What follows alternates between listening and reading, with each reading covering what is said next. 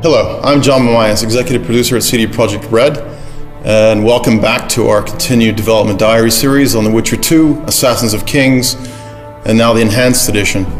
Today we're going to delve into some of the new features we've created for the Enhanced Edition.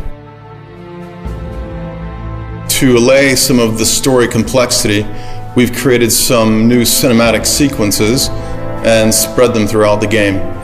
Our partner, Plattige Image, will first talk about the new intro that we've created, and after that our cinematics and art producer will talk about more of the cinematic sequences in the game. Just after finishing The Witcher 1, CD Projekt came to us with the idea of the intro for The Witcher 2, and it was quite a long time ago. It was like 3 years ago, and Witcher 2 wasn't even there. It was just an idea. The intro fills in an important piece of the backstory. Those who've played The Witcher 2 might remember that King Demavend's death at the hand of an assassin is something of a known fact at or near the beginning of the game. The intro shows exactly how that happened, and it shows it in spectacular fashion. From the very, very early stages, we knew what will happen in the intro. We also quite early knew where it will happen, because the idea of the action happening on the boat was very early in the process, and it came directly from CD Projekt.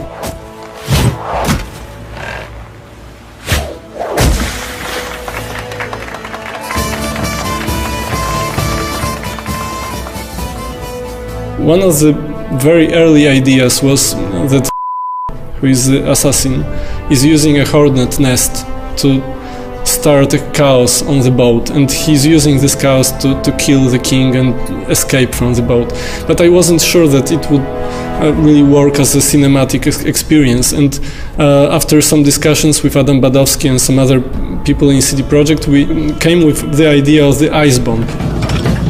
At the beginning we see the ship, the party, the jesters fooling around, then there's a freezing of the ship and the havoc that the assassin creates among the crew members. We wanted this final moment, crowning the whole action, to be really brutal, raw and ugly.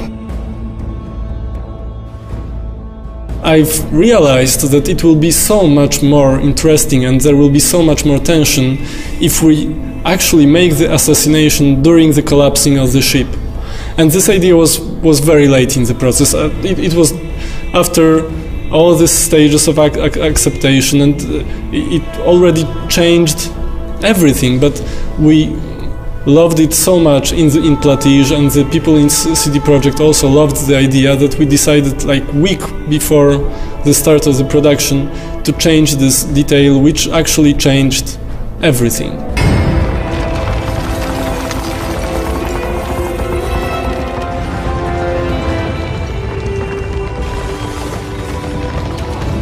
You see individual steps, muscle movements, slashes, and twinkles in the eye that express ferocity or fear.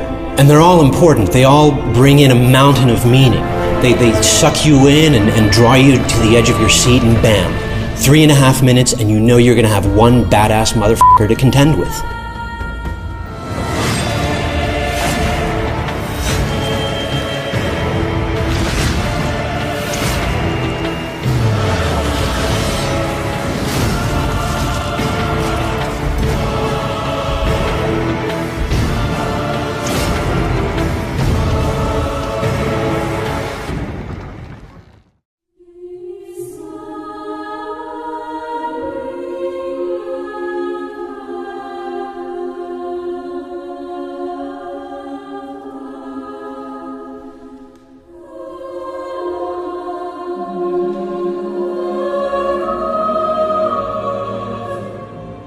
Besides the CG intro, we prepared a lot of new other video sequences. One of them are the loading movies.